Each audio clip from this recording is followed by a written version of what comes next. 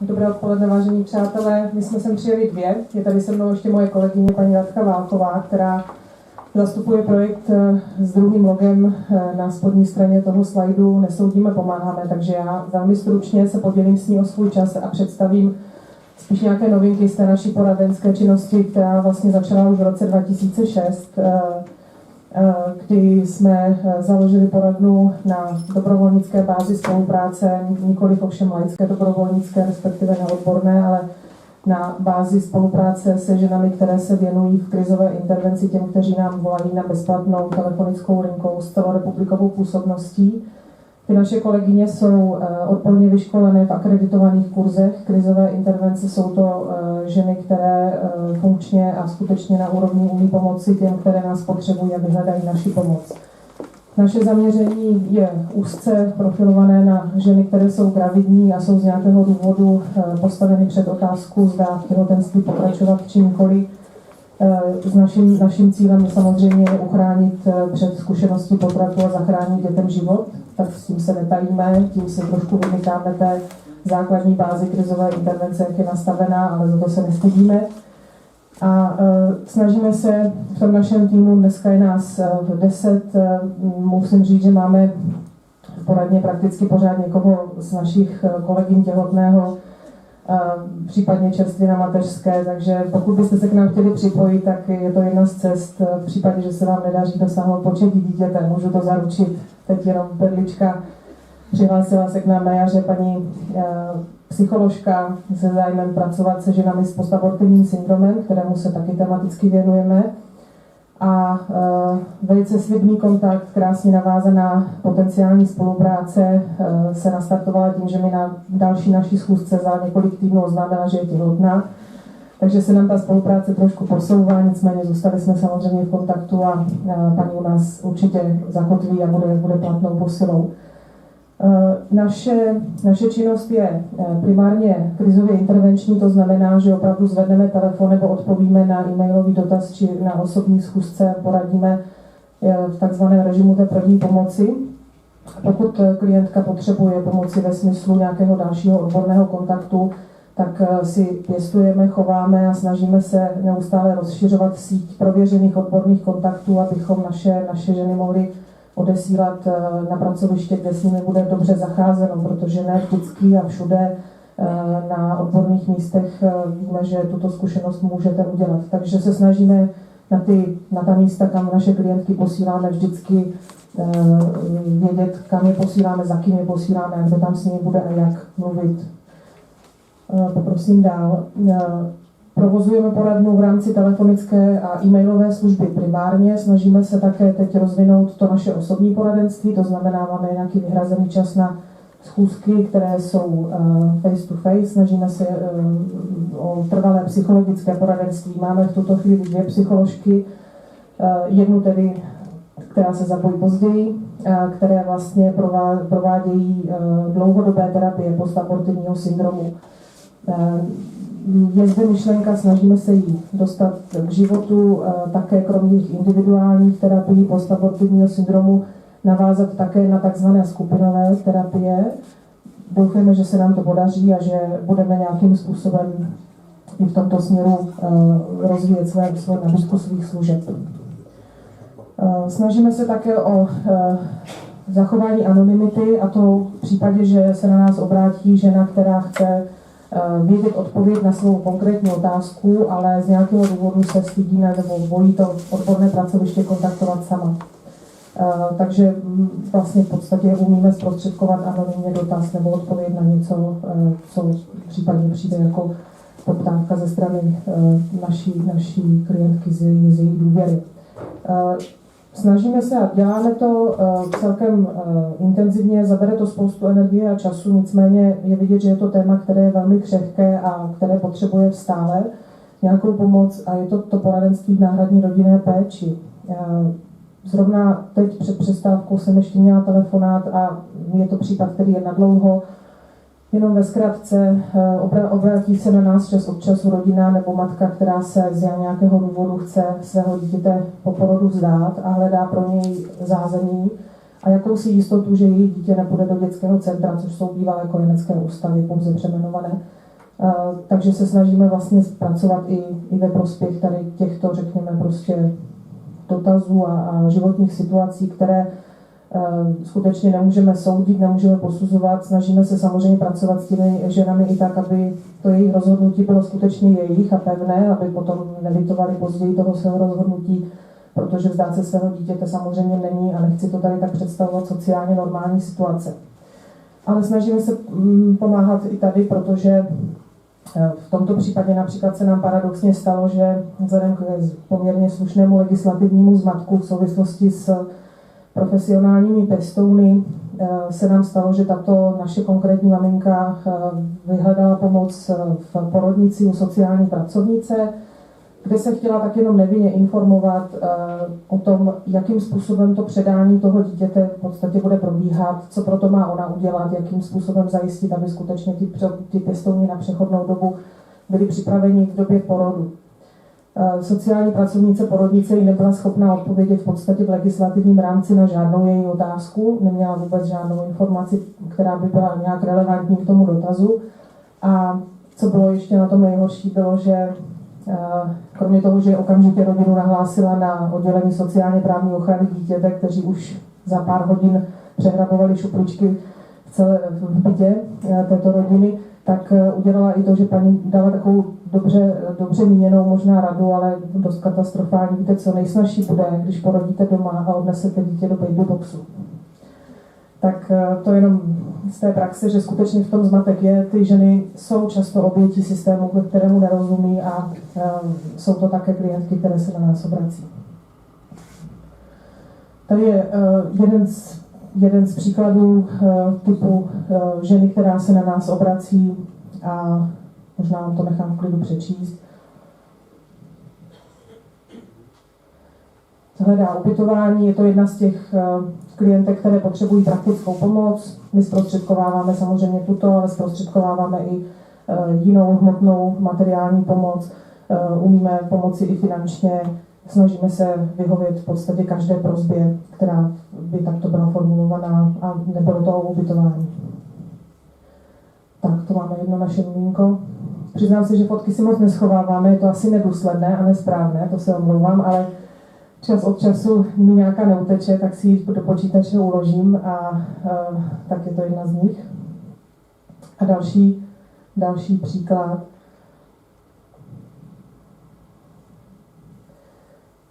Docela by mě zajímalo, co byste na to odpovídali vy. To jsou dotazy, které nám reálně opravdu chodí, to jsem si nevymyslela, je to citace. A jsou k nám doručovány i dotazy typu: příští týden mám termín k interrupci a potřebovala bych si u vás rezervovat termín u psycholožky, protože už vím, že budu mít postabortivní syndrom. A tak je to samozřejmě úžasná příležitost k tomu té ženě to její rozhodnutí jako nějakým způsobem korigovat a mluvit s ní o něm, a v mnoha případech se podaří pochopitelně jakoby dojít k jinému závěru, než je rozhodnutí k interrupci, k potratu. Můžeme dál. Tak to máme taky to narozené miminko, aby se nelekli. Můžeme dál. To jsou mladiství, kteří se na nás obracejí. Tady je možná zajímavá ta role toho partnera, který vlastně bojuje za své dítě, za svoji partnerku, za svoji přítelkyni, 17letí.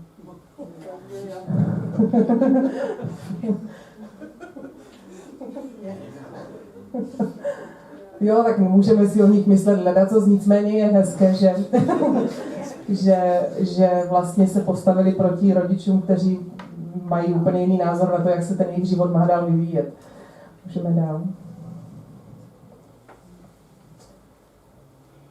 Tady to je takový poměrně modelový případ, který statisticky je významný, protože ze statistik Ústavu zdravotnictví a informační statistiky plyne, že nejčastěji na interrupci v České republice nechodí ženy, které jsou opuštěné, svobodné, které jsou na pokraji nějaké sociální nouze, materiální nouze a na pokraji společnosti, ale ženy, které žijí v poměrně průměrných životních podmínkách, jsou vdané, je jim kolem 30 let, mají vysokoškolské vzdělání a 1 nebo 2 narozené děti a stabilní manželský vztah. Tak to jsou nejčastější, to je přes 80% žen, které se ve statistice interrupcí vyskytnou. Je to jedna z těch nejdůležitějších cílových skupin, ke které bychom se chtěli propojovat. Pořád hledáme cesty, protože samozřejmě na nás se obrací hodně těch krajních případů a my bychom se chtěli dostat do toho mainstreamu, do tady té skupiny těch žen, které v podstatě nemají vážný problém to dítě vychovat. A nic jim vlastně nehrozí ve smyslu nějakého ekonomického opatření a podobně, zhroucení vztahů a tak dále. Takže je to jeden z cílů, který já teda osobně sleduji v práci v poradně. Tak to je taky ještě jedno naše to můžeme dál. To můžeme přeskočit, jestli můžu poprosit kvůli času. A tady už máme prostor pro kolegyni s Radku Válkovou. Jinak musím představit Radku jako dámu, která vyrostla na našem poradenství, to znamená, přišla do poradny dělat konzultace a nakonec taky už v poradně má jedno miminko porozené u nás, tak jedno ze svých dětí už vlastně čekala v době, kdy přišla pracovat do poradny, nebo pracovala v poradně. A teď vlastně nově vede projekt Nesoudíme, pomáháme a ona vám ho ráda představí. Tak dobrý den. Já bych vám ráda představila projekt Nesoudíme, pomáháme, na kterém se podílím s kolegy z Hnutí pro život ČR. Nejsem teda určitě na to sama. A v krátkosti bych vám představila, jak jako funguje a jaké má cíle. Tak projekt byl spuštěn v lednu 2014. Důležité je říct, že námět na tento projekt opravdu zešel z reálné potřeby žen, kdy při konzultacích a při psychoterapiích se zjistilo, že ty ženy potrat podstoupily v podstatě proto, že se cítily donuceny okolím, okolnostmi a ve velké většině hlavně partnerem, otcem dítěte. Ukazuje se, že v podstatě tato naše iniciativa má poměrně výraznou pozitivní odezvu v široké veřejnosti. Velmi dobře reagují různé politické, snad ani ne, ale i politické, kulturní a jiné osobnosti veřejného života. A vyjadřují podporu tím, že udělují záštity nad naším projektem. A je to opravdu citelná pomoc.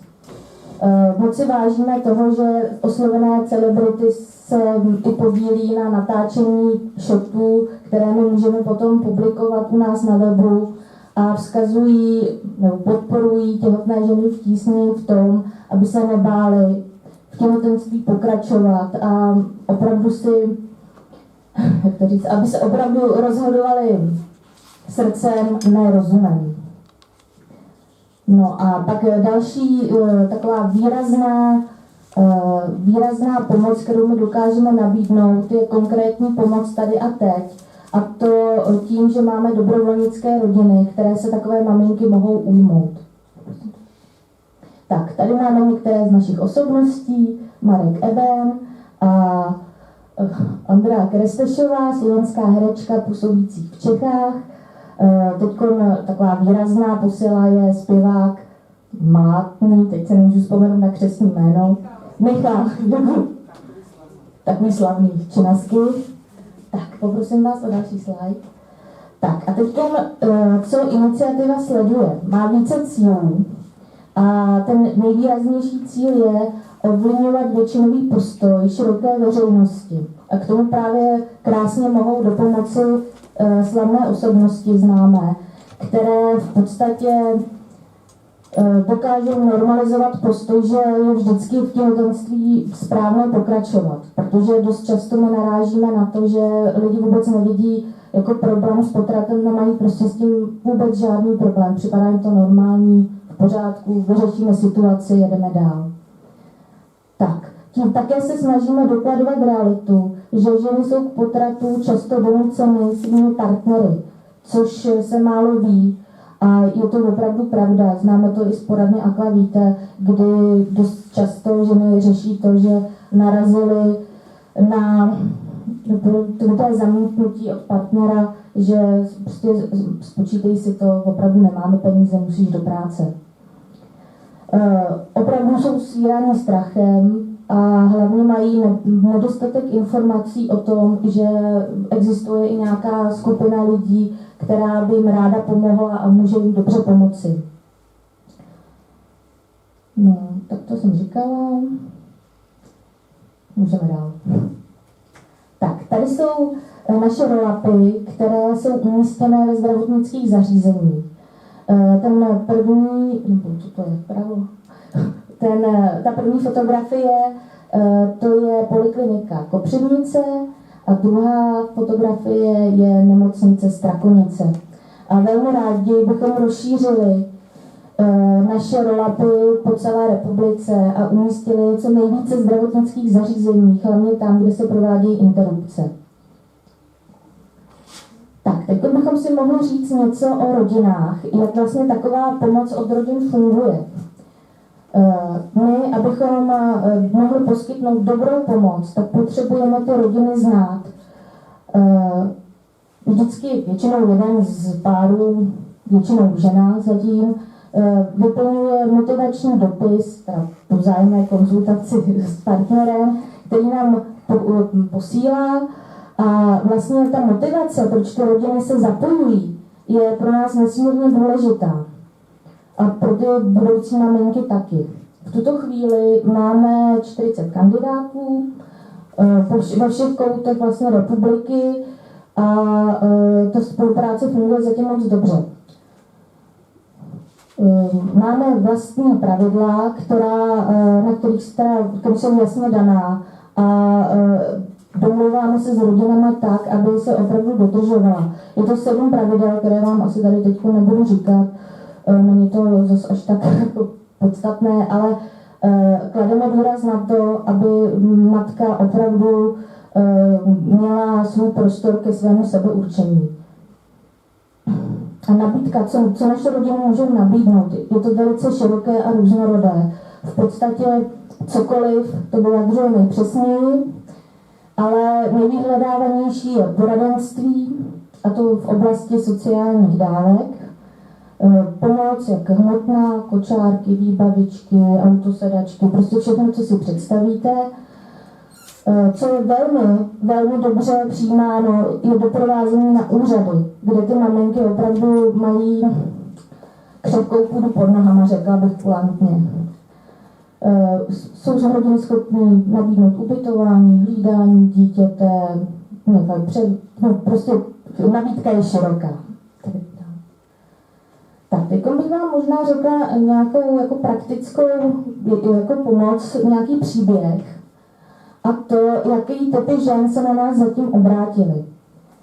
Tak například maminka, která prošla azylovým domem a v podstatě odstěhovala se do jiného města, v tomto případě do Prahy, s partnerem, který má násilnickou minulost, z předchozího vztahu má holčičku 2letou a nyní je opět těhotná. Tak ta se na nás obrátila a řešíme domácí násilí a vlastně domlouváme se, jako jak budeme pokračovat dál, nebo jak ona by si to představovala a hledáme cesty, co bude dál. Příběh druhý. To se na nás obrátila opravdu velice inteligentní, krásná, bystrá žena, která čeká dítě s partnerem, který po celou dobu vztahu se projevoval úplně jinak až do chvíle, kdy ona otěhotněla. To těhotenství bylo plánované. A vlastně v tu chvíli se chování partnera diametrálně změnilo. A začaly jako vyplývat na povrch informace, které opravdu nečekala. Byla to nějaká násilná minulost a je to velice složitý příběh. Teď maminka je tak asi 14 dní před porodem, je stabilizovaná, je zvyklá na vysoký životní standard, takže sama jako trefně poznamenala, že prostě musí se s touhle situací nějak srovnat, smířit a naučit se prostě fungovat jiným způsobem. Ale moc se mi na ní líbí to, že je schopná velice dobře dopředu plánovat a velice dobře se totiž orientuje v sociálních dávkách, teda musím říct. A zdá se mi, že i ta jako cesta k partnerovi se jako zlepšuje, akorát on dělá, nevím, jestli vás to bude zajímat, ale snad jo, partner,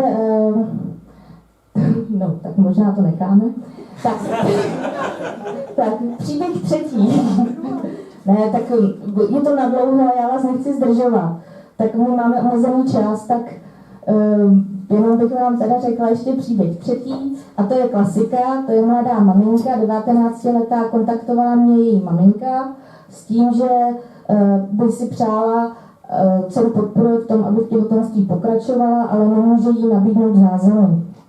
Je podruhé vdaná a její muž prostě nechce s touto dívkou žít, nechce ji podporovat, protože byla velmi problémová. Má za sebou takovou drogovou minulost a maminka teda s dcerou se domluvili přes nás, nějakým způsobem jsme situaci stabilizovali, našlo se pro ně bydlení v Jižních Čechách a porodila, snad to všechno v pořádku. Tak já vám děkuji za pozornost.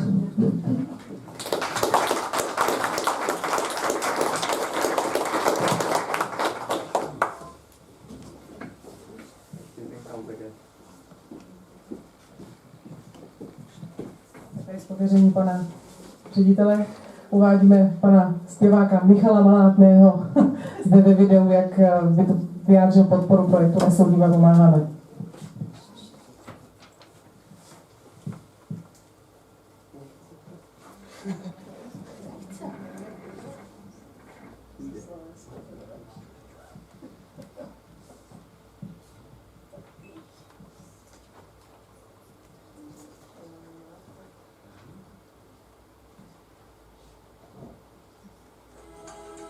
Já jsem celý život vlastně žil v takovém velkém strachu. Velice jsem se bál toho, co se stane, až jednou budu mít děti nebo založím rodinu. A tak jsem se toho bál, že jsem to neustále odkládal. A potom až vlastně téměř ve 40 letech se mi to povedlo. A musím říct, že se mi život naprosto změnil. Protože jsem pochopil, že je to zázrak a je to jediný smysl našeho bytí tady na té planetě. Jo. Takže všichni v kapele máme děti, všichni jsme ženatý, nikdo není rozvedený, dokonce i všichni v kapele jsme z nerozvedených manželství. Takže my jako tohle velice ctíme a chtěl bych jenom říct, že jakýkoliv problém jde řešit a potrat prostě není nikdy řešení. Takže pojďme ten zázrak chránit a držet se.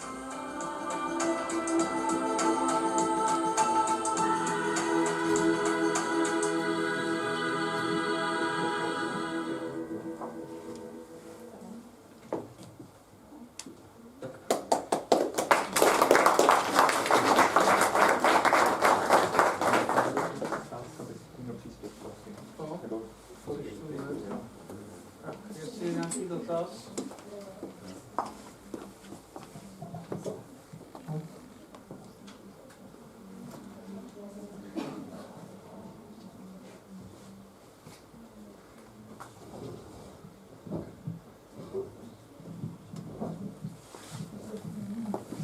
Já bych měla dotaz k tomu 17letému chlapci, jestli byste nám mohla říct, jak to nakonec dopadlo. Jestli máte nějaké informace.